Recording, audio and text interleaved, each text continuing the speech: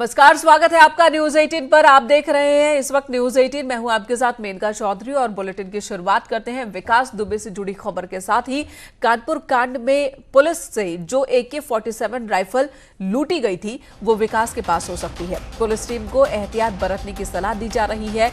दरअसल विकास दुबे के पास एक बैकपैक है और बताया ये जा रहा है कि AK-47 इसमें हो सकता है और यही वजह है कि जो सीनियर पुलिसकर्मी हैं वो सलाह दे रहे हैं पुलिस को कि जब भी विकास की घेराबंदी करे तो पूरी तैयारी के साथ करे। ऑटोमेटिक हथियार AK-47 इस वक्त विकास के पास हो सकता है। ऋषभ बड़ी त्रिपाठी इस वक्त हमारे साथ जुड़ चुके हैं लखनऊ से। ऋषभ, लगातार कयास, लगातार घेराबंदी और मजबूत की जा रही है, विकास अभी भी पकड़ से बाहर। लखनऊ में क्या कुछ इनपुट इस वक्त आपके पास?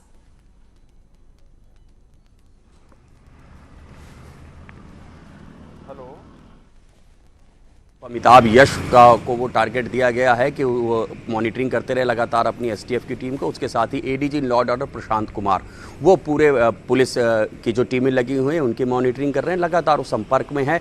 कहाँ किसकी लोकेशन है, कौन किस टारगेट के ऊपर काम कर रहा है, सबको अपनी अपनी अपनी जिम्मेदारी बांट दी गई है।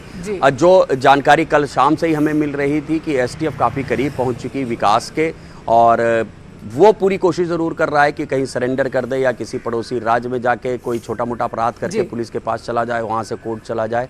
क्योंकि अगर वो उत्तर प्रदेश के अंदर दाखिल होता है तो यहाँ पर जो सख्त कार्रवाई होती है वो उसके साथ जरूर की जाएगी। हालांकि उसके पीछे जो पुलिस टीम्स लगी और लखनऊ से भी लगातार नजर रखी जा रही है। ऋषभ बने रहे हमारे साथ। पुलिस लगातार विकास दुबे को शहर दर शहर ढूंढ रही है, लेकिन अब तक विकास पुलिस की गिरफ्त से दूर है। इस बीच बड़ी खबर ये रही कि दिल्ली NCR में विकास दुबे को देखा गया। पुलिस अलर्ट पर है। वैसे कहा जाता है कि कानून के हाथ लंबे होते हैं, लेकिन कानून से एक कदम आगे विकास अब तक नजर आ रहा है। कानून की पकड़ में विकास अब तक सामने नहीं आ पाया है। पुलिस लगातार शिकंजा कस रही है, लेकिन 8 पुलिस वालों का हत्यारा विकास दुबे पुलिस के हाथों अब तक हाथ नहीं लगा है।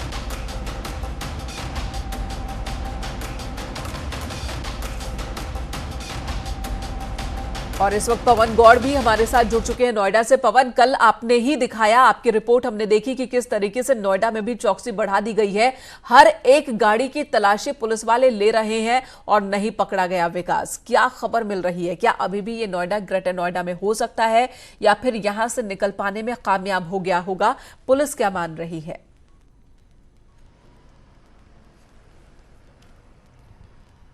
देखिए मेनका, कल सुबह से ही कई सारी बातें जो है वो विकास दुबे को लेकर चल रही थी। पहले उनके फरीदाबाद में होने की बात सामने आई, कई सारे परसों से CCTV फुटेज सामने आए। उसके बाद में कल 3 जो उसके साथ के जो गुर्गे थे उनको गिरफ्तार किया गया, उनसे पूछताछ हुई। पूछताछ में उन्होंने कई सारी बातें रखी। उसके बाद में कल दोपहर होते होते और ये खबर आने लगी कि वो जो उसके गुर्गे हैं कई सारे मीडिया चैनल्स के कांटेक्ट में हैं और किसी भी चैनल के लाइव शो के दौरान विकास दुबे सरेंडर कर सकता है। उसके चलते पुलिस ने एक साथ अपनी जो चेकिंग है पूरे नोएडा में वो बढ़ा दी। और फिल्म सिटी का हाल आपने देखा ही था, क्योंकि वहां हर चप्पे पर पुलिस थी, हर व्यक्ति की चेकिंग की जा रही थी। और हालांकि विकास दुबे किसी मीडिया चैनल में वहां नहीं पहुंचा, लेकिन इस बीच देर शाम एक और खबर आती है कि एक व्यक्ति ने ऑटो में विकास दुबे को देखे जाने की आशंका जताई है। उस व्यक्ति ने कहा कि मैं जिस ऑटो में ट्रेवल कर रहा था उसमें एक व्यक्ति बैठा हुआ था, उसने उससे फोन मांगा, जब उसने मास्क अपना नीचे किया तो उस व्यक्ति ने पूछा कि आप विकास दुबे हैं, तो वो ऑटो जैसे ही धीरे हुआ तो वो उतर के उस ऑटो से भाग गया। ऐसी आशंका उस व्यक्ति ने जाहिर की कि उस ऑटो में उसके साथ जो ट्रेवल कर रहा था वो विकास दुबे हो सकता है। हालांकि पुलिस ने उस व्यक्ति को हिरासत में ले लिया और उससे पूछताछ हुई कि क्या उसकी विकास दुबे देखे जाने की सिर्फ आशंका है या वो श्योर है कि वो विकास दुबे ही था। उसको लेकर लगातार पूछताछ थाना फेज 3 जो पुलिस है उसने की। जैसे आप देख सकते हैं लगातार पुलिस अभी भी गौतम बुद्ध नगर में एक्टिव बनी हुई है, गाड़ियों की चेकिंग की जा रही है। अपने आप को पीछे की तस्वीरें आपको दिखाना चाहूंगा कि जिस तरह से पिछले 3-4 दिन से ये खबर है कि दिल्ली NCR के अंदर विकास दुबे हो सकता है, उसको लेके पुलिस एकदम एक्शन मोड में है। हर व्यक्ति की चेकिंग की जा रही है, मास्क उतरवाया जा रहा है। इस समय हम जो खड़े हैं वो अक्षरधाम की तरफ से जो जो रास्ता आता है नोएडा के लिए, वहां भी आ खड़े हुए रही हैं है। और यहाँ कोरोना की की वजह से लोग मास्क में नजर आ रहे हैं और हर एक इंसान का मास्क उतारकर फिर चेक किया जा रहा है कि कहीं वो विकास तो नहीं और किसी गाड़ी में विकास तो नहीं। लेकिन विकास लगातार चकमा देने में कामयाब हो रहा है। ऋषभ हमारे साथ बने हैं। ऋषभ, लखनऊ से इस पूरे मसले पर नजर रखी जा रही है, आगे की रणनीति कोई बदलाव किया जा रहा है क्या? क्योंकि अब तक की जितनी भी रणनीति पुलिस टीम की रही, एसटीएफ की रही, उसमें पुलिस और एसटीएफ की टीम पीछे पीछे ही नजर आ रही है। दावे जरूर किए जा रहे हैं कि शिकंजा कस गया है, लेकिन शिकंजा कस गया है ये तो तभी हम कहेंगे ना जब वो पकड़ में आ जाए।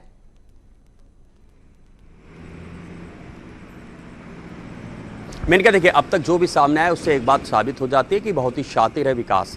खुद कानपुर में भी वो वारदात के 2 दिन तक बगल के गांव शिवली में रुका रहा, पुलिस की नाक के नीचे से निकल गया, फिर ट्रक में बैठ करके वो हरियाणा फरीदाबाद तक पहुंच जाता है। तो अब उसकी हर चाल जो है वो कामयाब होती दिख रही है। पुलिस की इतनी तैनाती थी, इसके बावजूद वो कुछ किलोमीटर दूर ही था वारदात के बाद, 2 दिन तक वहीं पे रुका है अपनी एक भाभी के घर में। उसके साथ अमर दुबे भी साथ में था, प्रभात भी उसके साथ में था। अब जो उसकी आखिरी लोकेशन फरीदाबाद मिली और उसके बाद जैसे नोएडा, ग्रेटर नोएडा में होने की बात भी कही जा रही है, तो वो इतना शातिर है कि लगातार अपने ठिकाने बदल रहा है और लगातार वो दूसरों के फ़ोन इस्तेमाल करने की कोशिश करता है। उसके पास जो हमें जानकारी मिल रही फिलहाल कोई फ़ोन नहीं है, लेकिन वो किसी भी अजनबी से अपना फ़ोन बिल्कुल किसी भी अजनबी से फोन मांग जो विकास दुबे तो हाथ नहीं लगा। जो चीजें अभी तक हाथ लगी हैं पुलिस के, वो बस तस्वीरें ही हैं जो कि विकास दुबे के होने के दावे किए जा रहे हैं। ऐसी ही एक तस्वीर फरीदाबाद से सामने आई। वहां पर एक होटल से खाना खाकर वो बाहर निकला था और तब का सीसीटीवी फुटेज इस वक्त वायरल हो रहा है। ये तस्वीरें हम आपको दिखा रहे हैं। 2 तस्वीर इस वक्त आप देख पा रहे हैं। फरीदाबाद की तस्वीर जहां पर गैंगस्टर विकास दुबे सीसीटीवी कैमरे में कैद होता है। इन तस्वीरों पर विकास दुबे के गुर्गों ने भी मुहर लगा दी है। उन्होंने भी कहा कि हाँ, ये विकास दुबे ही है।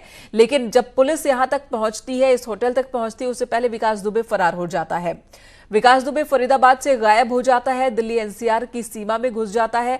फरीदाबाद के बाद वो खबर आई कि नोएडा, ग्रेटर नोएडा में पहुंच चुका है और विकास दुबे सरेंडर करने के लिए फिल्म सिटी में किसी चैनल का इस्तेमाल कर सकता है, किसी चैनल में पहुंच सकता है, ये खबर आई। जिसके बाद फिल्म सिटी और आसपास भी सख्ती बढ़ा दी गई। 2 तस्वीरें इस वक्त आप देख रहे हैं। परसों और कल की ये 2 तस्वीरें हैं जहां पर पुलिस लगातार सतर्क और शिकंजा कसती जा रही है। एसटीएफ की टीम है वो विकास दुबे के बेहद करीब पहुंच चुकी है, ऐसा दावा किया जा रहा है, लेकिन विकास को अभी तक पकड़ नहीं पाई है पुलिस टीम। विकास दुबे का करीबी अमर दुबे ढेर।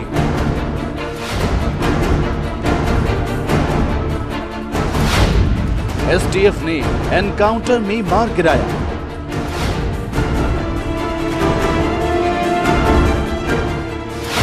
हमीरपुर के मौदहा में हुई मुठभेड़।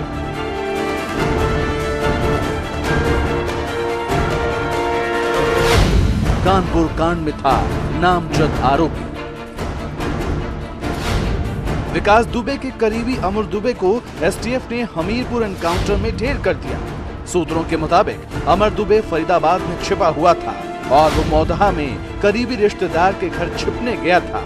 रात में जब पुलिस ने हरियाणा के फरीदाबाद में दबिश दी तो एसटीएफ के दबाव में वो फरीदाबाद से मौदहा आ रहा था। सुबह करीब 6:30 बजे ये मुठभेड़ हुई। एसटीएफ से घिरने के बाद अमर दुबे ने तमंचे से फायरिंग की। जवाब में एसटीएफ ने भी फायरिंग की और वो मारा गया। कानपुर में 8 पुलिसकर्मियों की हत्या के मामले में नामजद था। इस मुठभेड़ में इंस्पेक्टर मनोज शुक्ला, दरोगा सत्यप्रकाश और सिपाही राजू को गोली लगी है। इसके द्वारा पुलिस पार्टी पर कई राउंड फायरिंग किए गए, जो रिटेलिएटरी आत्मरक्षात्मक फायरिंग पुलिस द्वारा की गई, उसमें यह घायल हुआ। और इसके तरफ से जो गोलियां चलाई थी उसमें हमारे एसएचओ मौदहा और एक एसटीएफ के कांस्टेबल को गोली लगी है, उन्हें चोट आई है। उन दोनों को हॉस्पिटल भर्ती कराया गया है इलाज के लिए। अमर विकास के सबसे खास लोगों में से एक था। बताया जा रहा है कि 2 जुलाई की रात को जब पुलिस विकास दुबे के घर पर दबिश देने गई थी तो अमर दुबे भी वहां मौजूद था। आरोप है कि पुलिस वालों की हत्या में वो भी शामिल था। खूनी खेल खेलने के बाद वो विकास दुबे के साथ ही भाग निकला था। Bureau report, news 18। विकास के करीबी जो हैं वो पुलिस के हत्थे चढ़ रहे हैं। विकास का साम्राज्य ढहता नजर आ रहा है, लेकिन कहा यह जा रहा है कि अब बहुत जल्द विकास भी शिकंजे में होगा। न्यूज 18 ने सबसे पहले आपको बताया था कि पुलिस वालों में से ही कोई है जो कि विकास की लगातार मदद कर रहा है, जिसने विकास की मुखबिरी भी की थी। विकास को जानकारी दी थी कि पुलिस की टीम पहुंचने वाली है दबिश देने, जिसने वर्दी में होते हुए भी पुलिस वालों का साथ नहीं दिया। शुरू में चौबेपुर थानाध्यक्ष विनय तिवारी का नाम सामने आया, फिर चौकी इंचार्ज के शर्मा को उनकी साजिश का खुलासा हुआ, और इसी बीच यह भी खबर आई कि विकास दुबे ने पहले ही पुलिस वालों से कह दिया था कि खून खराबा हो जाएगा, लेकिन ना तो के शर्मा ने यह बात किसी को बताई, ना ही थानाध्यक्ष विनय तिवारी ने। आखिर हत्याकांड से पहले विकास दुबे और पुलिस वालों के बीच क्या बात हुई थी, देखिए ये रिपोर्ट। वर्दी में धोखेबाज, क्या जानबूझकर पुलिस वालों को मौत के मुंह में धकेल दिया? चेतावनी के बाद भी विकास दुबे के मंसूबे के बारे में विनय तिवारी ने क्यों नहीं बताया? विकास दुबे ने धमकी दी थी कि पुलिस आएगी तो सबक सिखा देंगे, इस बार आर पार होगा, लेकिन विनय तिवारी ने खामोशी ओढ़ ली और पुलिस की कार्रवाई की जानकारी विकास दुबे को दे दी। सूत्रों से जानकारी मिल रही है, उसके मुताबिक के शर्मा ने ही विकास दुबे को बता दिया था कि तुम्हारे घर दबिश आने वाली है, तुम भाग जाओ। के शर्मा बीट इंचार्ज थे, लेकिन मौके पर नहीं गए। सीओ देवेंद्र मिश्र विकास दुबे के घर पहुंच गए, लेकिन के शर्मा छिप गए। के शर्मा का ही ये मामला था, लेकिन के शर्मा खुद दबिश में शामिल नहीं हुए थे। के शर्मा उस रात दबिश में नहीं गए थे। ये बड़ा खुलासा न्यूज 18 कर रहा है। और उसके बाद रात को 12:11 पर चौबेपुर थाने के एक सिपाही राजीव चौधरी के पास कई बार फोन करता है विकास दुबे। राजीव चौधरी ने करीब 5-6 फोन कॉल्स उसकी नहीं उठाई, लेकिन जब पलट के राजीव फोन करता है तो विकास अपने मंसूबों के बारे में राजीव को बता देता है। छापेमारी से पहले विकास दुबे ने चौबेपुर थाने के सिपाही राजीव से क्या कहा? क्या उसने जो धमकी दी उसकी जानकारी राजीव ने किसी को दी? इस सवाल का जवाब सभी जानना चाहते हैं। न्यूज 18 की पड़ताल में ये बात सामने आई है कि 2 जुलाई को विकास दुबे के खिलाफ चौबेपुर थाने में हत्या के प्रयास का मामला दर्ज हुआ। मामले की जांच की जिम्मेदारी दारोगा के शर्मा को दी गई, और फिर तय हुआ कि रात में विकास दुबे के घर पर पुलिस दबिश देगी। इधर पुलिस दबिश देने की तैयारी कर रही थी, तो उधर जांच अधिकारी के शर्मा ने विकास दुबे को उसकी जानकारी दे दी। रात 12 बजे से पहले कई बार विकास ने चौबेपुर थाने के सिपाही राजीव को फोन किया, लेकिन राजीव ने कॉल रिसीव नहीं की। लेकिन 11 मिनट बाद रात 12:11 पर सिपाही राजीव ने पलटकर विकास को फोन किया। राजीव ने विकास से फोन करने की वजह पूछी। इसके बाद विकास ने कहा कि उसे पता है कि पुलिस उसके घर दबिश देगी। विकास ने राजीव को चेतावनी दी और कहा कि अगर पुलिस दबिश देगी तो अंजाम बुरा होगा। आज पुलिस को देख लेंगे, खून की नदियां बहेंगी। इसके बाद सिपाही राजीव ने तुरंत इस बात की जानकारी एसओ विनय तिवारी को दी, लेकिन विनय तिवारी ने ये बात किसी को नहीं बताई। बड़े खतरे से किसी को आगाह नहीं किया, और थाना अध्यक्ष विनय तिवारी ने पूरी टीम को मौत के मुंह में जाने दिया। राजीव चौधरी ने यह जानकारी तत्कालीन एसओ विनय तिवारी को दे दी कि साहब आज दबिश पे जाना है तो पूरी तैयारी के साथ जाना होगा, या आज दबिश टाली जाए, हम लोग कल दिन में जाएंगे घेरेबंदी करके उसको पकड़ सकते। लेकिन विनय तिवारी ने राजीव के इस सजेशन को ना ही अपने सीनियर अधिकारी को बताया और ना ही इस सजेशन को गंभीरता से लिया। दारोगा के शर्मा को भी मालूम था कि वहां खूनी खेल होने वाला है, इसलिए जांच अधिकारी होने के बावजूद भी के शर्मा मौके पर विकास दुबे के घर पर छापेमारी करने नहीं गया। के शर्मा ने धोखेबाजी नहीं की होती, विनय तिवारी ने अगर बता दिया होता तो शायद पुलिस ज्यादा तैयारी के साथ पीएसी लेकर दबिश पर जाती। इसीलिए विनय तिवारी और के शर्मा को आपराधिक साजिश की धाराओं में गिरफ्तार किया गया। विकास दुबे के पास भागने का समय नहीं था, लिहाजा उसने जेसीबी रास्ते में खड़ी कर दी और अपने शूटर्स को हुक्म दे दिया कि पुलिस जैसे ही आती है तुरंत फायरिंग शुरू कर दी जाए। और उसके एक आदेश पर ही अमर दुबे समेत उसके शूटर्स ने पुलिस के ऊपर फायरिंग कर दी, और उसके बाद जो हुआ वो अब इतिहास बन चुका है। खाकी वाले ही अगर धोखा नहीं दिए होते तो ये वारदात नहीं होती और हमारे सिपाही आज भी जिंदा होते।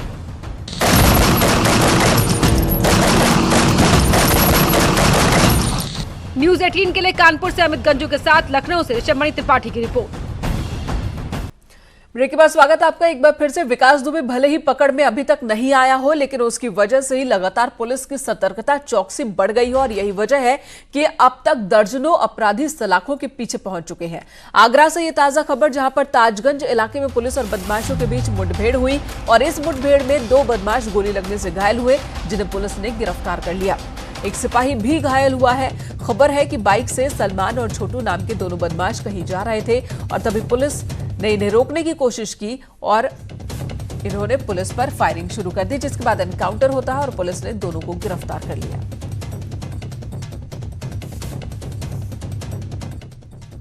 चौकी के पास न थाना ताजगंज की टीम और एसओजी की टीम द्वारा इसी प्रकार से चेकिंग किया जा रहा था। गाड़ियों को रोक के चेकिंग किया जा रहा था, तो उसी समय पे 2 व्हीलर पे, जो कि डिस्कवर व्हीकल है, उसके ऊपर 2 व्यक्ति गाड़ी पे काफ़ी फास्ट तरीके से पुलिस को उड़ाते हुए चले गए। पुलिस ने उनको घेराबंदी करके उनको रोकने की कोशिश की। उन्होंने यहाँ पे आड़ लिया और पुलिस के ऊपर फायरिंग किया। जवाबी फायरिंग में 2 लोगों को न गोली लगी है। इसी क्रम में पुलिस के एक कर्मी को भी एक गोली लगी है। दोनों के ऊपर इनाम है। एक का नाम सलमान है और दूसरे का नाम छोटू है। दोनों के ऊपर लगभग 20-20 हज़ार रुपए के इनाम है। और इस वक्त हमारे सहयोगी आरिफ फोनलाइन पर हमारे साथ मौजूद है। आरिफ, एक कामयाबी पुलिस की, कितने बड़े अपराधी थे ये दोनों?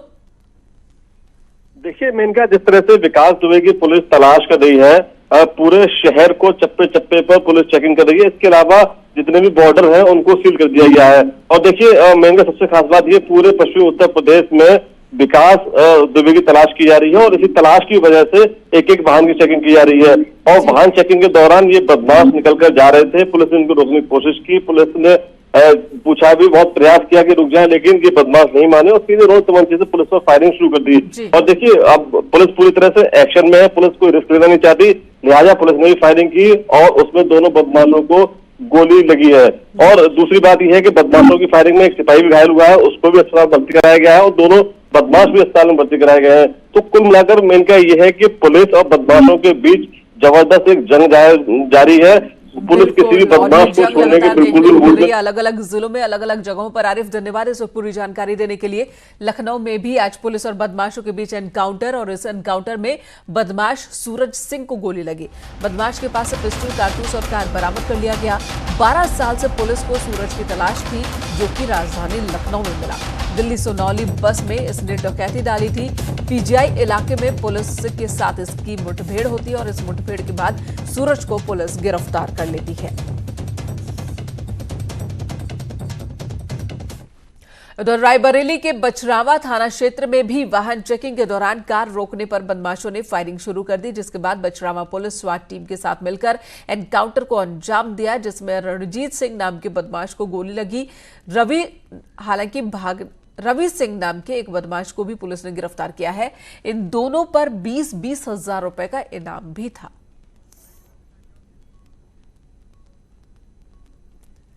मुठभेड़ के बाद 2 बदमाशों की गिरफ्तारी यहां पर हुई है। रायबरेली में पुलिस को कामयाबी हाथ लगी है।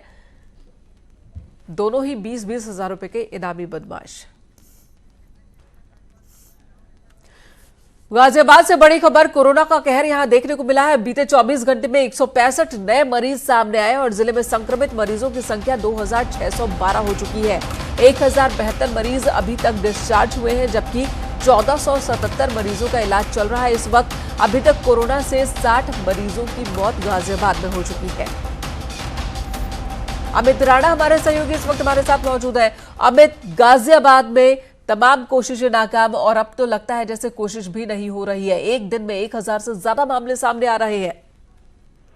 जी बिल्कुल, जिस तरीके से लगातार गाजियाबाद में मामला देखने को मिल रहा है, लगातार जो कोरोना के पेशेंट हैं वो बढ़ते जा रहे हैं। ऐसा एक भी दिन नहीं जा रहा है जब से अनलॉक 2 शुरू हुआ है कि 100 से ऊपर मरीज ना आए हो। अगर मैं पिछले 24 घंटे की बात करूं तो 165 नए मरीज यहाँ पर आए हैं और अब तक कुल 60 मरीजों की यहाँ मौत भी हो चुकी है। हालांकि शासन और प्रशासन की तरफ से लाख इंतजाम किए गए हैं, बावजूद उसके लगातार प्रदेश की बात करें तो 1000 लगभग रोज नए संक्रमित केसेस सामने आ रहे हैं। वहीं गाजियाबाद में 100 से ऊपर ही हर रोज नए केसेस सामने आ रहे हैं। और यहाँ पर जो मृत्यु दर है, तो उसके पीछे की वजह क्या बताई जा रही है? क्या ये तमाम केसेस क्रिटिकल थे या फिर हॉस्पिटल के इंतजाम भी थोड़े नाकाफी हैं? पर कई क्वारंटाइन सेंटर बनाए गए हैं जहां पर इलाज किया जा रहा है मरीजों का, लेकिन जो पेशेंट हैं जिनकी मौत हुई है, उनमें से अधिकांश वो पेशेंट है या तो वो बुजुर्ग हैं या पहले से किसी बीमारी से ग्रसित थे, जिसके चलते कोरोना की चपेट में आने के बाद उस बीमारी में भी और ज्यादा बढ़ाव आया और उनकी मौत भी हो गई।